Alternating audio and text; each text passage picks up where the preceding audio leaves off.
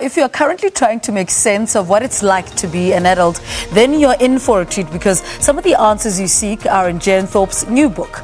The book is titled Adulting 101, How to Survive the Real World, and is Jen's effort to try to break down what it means to be a grown-up. Some of the important topics covered in this book include navigating sex and baby making, finding somewhere to live, understanding the government, crime, climate change, and fake news. Well, the feminist researcher and writer joins us now on Zoom to tell us more. Jen, a very good morning to you. Welcome to Morning Live. Speak to us more about this book and what cornered you to write a book of this nature. Well, I think all of us have lived through really tough 2.5 years now, and what motivated me was the idea that it would be so much easier if we just had a little bit of support or a guide to help us navigate the tricky parts of adulthood.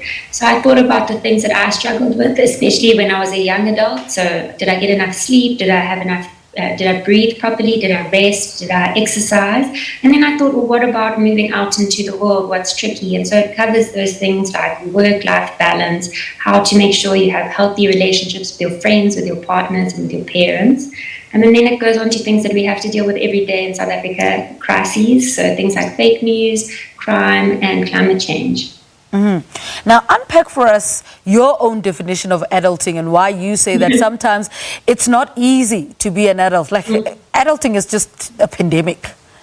Yeah, that's a really good description. I think adulting for me is really that tough stuff that we have to do as a grown-up. So when we look forward to being a grown-up, we think about the financial freedom we might have. We think about how nice it will be to live where we want to live or be in relationships with who we want to be in. But we don't think about paying bills and how to negotiate our work contract and will our landlord actually stick to our lease and all of those really boring things. And if we have a guide on how to do those well, we can make them happen faster, which means we can spend more time doing the fun things of being an adult.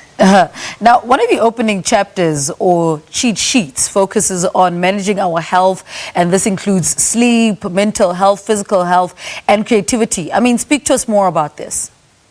Sleep, I mean, if you take nothing else from the book, sleep is the number one thing that you should take. And we're both talking very early in the morning, so both of us have had an interrupted night.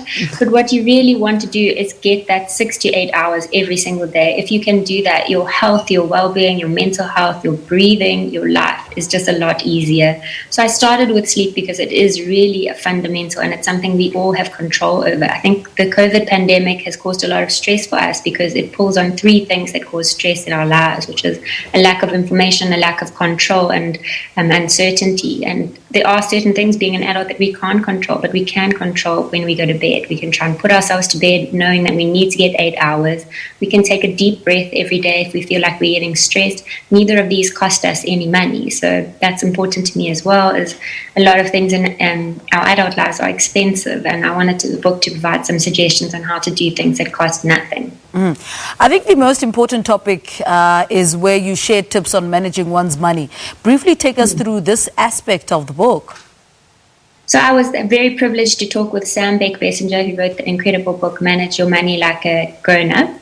And she guided me on some tips. So the first thing to do is to start saving as soon as you can, even if it's just 50 Rand, 10 Rand, whatever you can save. The best thing about money and saving is that the thing that's in your favor is time. So the sooner you start, the more money you'll have at the end of the day. The other thing she talks a lot about is debt, which I think many South Africans have. We live from month to month, or we live on our credit cards.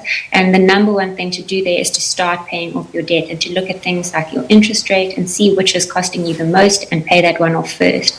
She also says if you've gotten yourself into a very tricky situation with debt, what you can do is seek a debt consolidation attempt. So you put all of your debt in one place and pay it off like that, or you speak to your creditors and see if you can negotiate. So for me, those were 2 really important things: is make sure you start saving as soon as you can, and make sure you flatten that debt, because that's going to steal from your future wealth. Relationships are also a huge part of adulting. I mean, how do we navigate them? How do you unpack this in the book? So what I start with is understanding why we behave the way we do in relationships. So when you meet someone new, you think, okay, I'm meeting you as if this is for the first time, but you're bringing your old stuff. So you're bringing your old baggage, you're bringing the way that you grew up as a child and how that taught you to frame relationships and how to understand conflict and healthy conversations. So what I do is unpack some of the ideas about how we might be behaving. One of those is attachment theory. The other is looking at our 5 love languages. And my interest is really just in providing some conversation starting points. I don't have a solution to having a perfect relationship, but one of the most important things in any relationship, whether it's with a partner, your parents, or your friends, is communication. So I give some suggestions on how you might start those conversations. I'm interested in this one, in managing workplace boundaries, and maintaining a work-life balance. How's this book, unpacked in the book?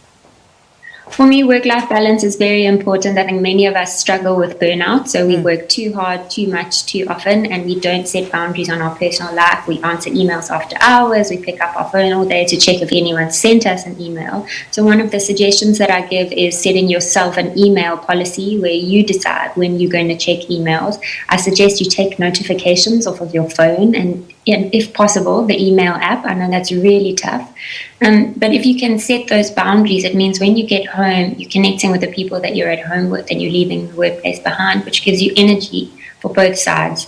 So really it is about taking a tough decision, trying to make sure that when you send an email, at the bottom of all of my emails, I have a little line that says you don't have to respond to this immediately. The people that you care for and your personal life come first. And for me, that's just giving out a little bit of permission to the person that I'm sending an email to take a breath, see whether they have to respond to it, because they shouldn't feel that pressure. So I think that's a kind thing that we can all try out. Now, you've worked with a couple of experts whose, input and insight into various topics in the book. Tell us a little bit about that. So I've been a freelancer for a long time, and I've also worked for people, but I've never started my own business or a side hustle. So I spoke to side hustle expert Nick Carolambus about some of the top things you should know if you're wanting to start a side hustle. One of the most important messages for me that he said was you need to think about how much time you have to allocate to a side hustle. So don't try to do a side hustle on top of everything else if it's going to detract from your life. It should add value to your life, and you should make sure you have the time to dedicate to it. If that's 1 hour a week, then that's what you've got, and make it work. And then I spoke to Liz Fletcher and Sarah Gurney of Pomegranate about how to run your own business and how to work with a co-owner. And so really, really interesting advice from them about believing in yourself, making sure you've done your market research and know what you're offering and why it's different. And then about how to make some tricky decisions. So they really gave really great advice. I'm very grateful to Nick, Sarah and Liz. Now, where do we get this book? Tell us a little bit more about where do people purchase this book? I'm very lucky in that it's in all good bookstores, so you can get it at your local exclusive books or your small bookstore. It's in Reader's Warehouse, Bargain Books. You can get it on Take a Lot, delivered straight to your door, and on Root. So it's really everywhere. If you're a Kindle reader, it is on Amazon as an ebook, and we also have it as an ebook on Take a Lot for other e-readers. All right.